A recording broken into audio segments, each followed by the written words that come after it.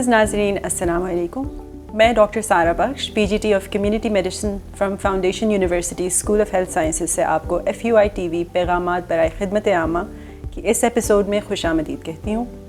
عالمی ادارہ صحت کے اعداد و شمار کے مطابق 2020 میں پاکستان میں 16.5% اموات کی وجہ دل کے امراض تھے اور اس شرح میں بتدریج اضافہ ہو رہا ہے. جدید دور میں اس بیماری کے علاج کے حوالے سے بہت پیش رفت ہوئی ہے اور اسی ایک پیش رفت کا نام ڈیجیٹل ہیلتھ ہے. اس سلسلے میں گفتگو کرنے کے لیے ہمارے ساتھ آج تشریف فرمائے ڈاکٹر سمیرہ مسعود، جو کہ ایک پبلک ہیلتھ اسپیشلسٹ بھی ہیں اور بطور assistant professor community medicine at foundation university school of health sciences میں اپنی خدمات سر انجام دے رہی ہیں. السلام علیکم ڈاکٹر صاحب. وعلیکم السلام.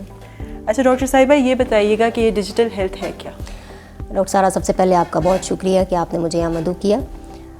ڈیجیٹل ہیلتھ سے مراد بیماریوں کے علاج کے لیے جدید ٹیکنالوجیز، انسٹرومنٹس، آلات، ڈیوائسز یا خاص سائنٹیفک آپریشنز ہیں کا استعمال ہے، اور اس میں مریض کے ہیلتھ ڈیٹا کا بھی باقاعدہ ریکارڈ رکھا جاتا ہے. پچھلی 2 دہائیوں میں ڈیجیٹل ہیلتھ نے بہت ترقی کی ہے، خاص کر کرونک نان کمیونیکیبل ڈیزیزز میں بیماریاں جیسے ذیابیطیز، دل کے امراض، کینسرز کی تشخیص اور ان کے علاج میں ڈیجیٹل ہیلتھ نے ایک انقلاب برپا کر دیا. اچھا ڈاکٹر صاحبہ، یہ ڈیجیٹل ہیلتھ کے ذریعے مریضوں تک کیسے پہنچا جا سکتا ہے؟ پیشنٹس کے ساتھ ڈیجیٹلی آپ 3 طرح سے کنیکٹ کر سکتے ہیں. سب سے پہلے صحت سے متعلق آگاہی کے لیے مریضوں کو ان کے موبائل پر شارٹ میسیجز سینڈ کیے جاتے ہیں، جو کہ ایم ہیلتھ کے زمرے میں آتا ہے، اور دل کے امراض کے لیے دل سے متعلق شارٹ میسیجز سروس جو ہے وہ ان کو پرووائڈ کی جاتی ہے.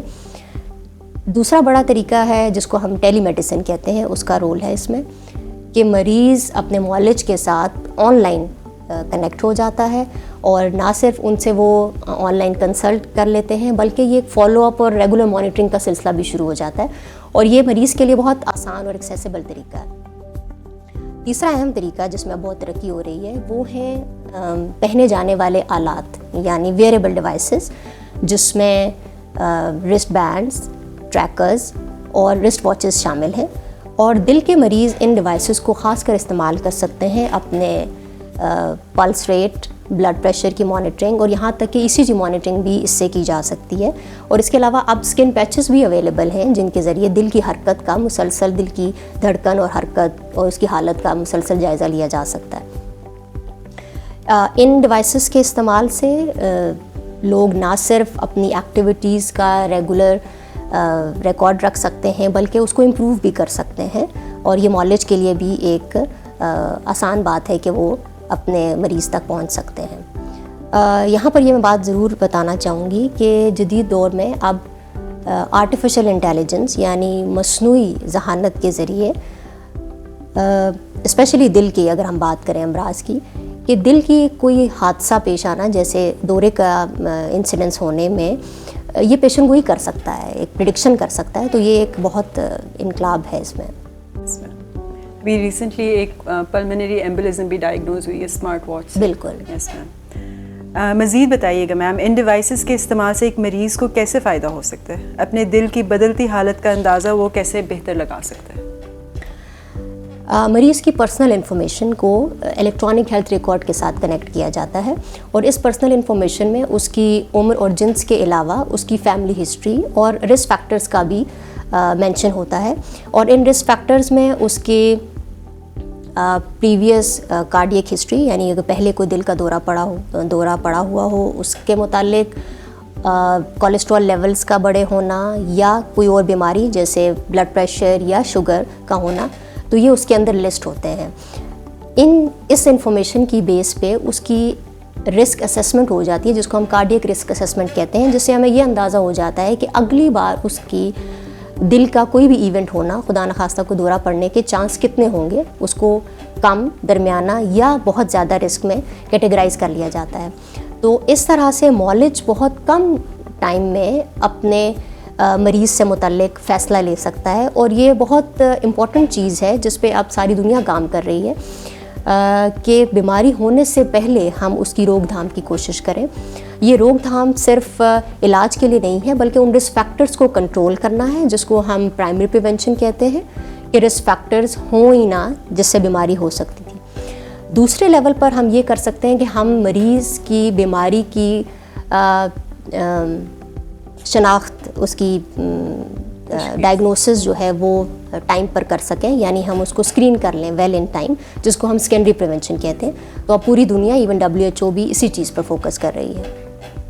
اچھا، پاکستان میں صحت کی فراہمی کے حوالے سے ہر لیول پہ تقسیم اور تضاد ہے. اس تقسیم کے حوالے سے ان ٹیکنالوجیز کا کیا کردار ہے؟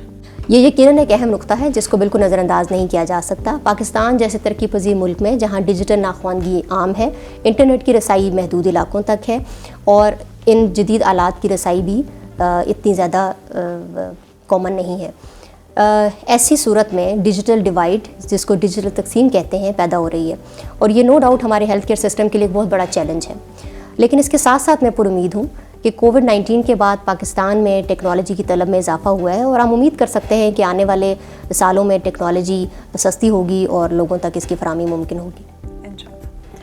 فرد کی دیکھ بھال جو پہلے صرف ہاسپٹل تک محدود تھی، اب وہ بڑے پیمانے پہ کمیونٹی میں داخل ہو چکی ہے، جو یقیناً ایک خوش آئند بات ہے. آپ عالمی یوم قلب کی مناسبت سے کیا پیغام دینا چاہیں گی؟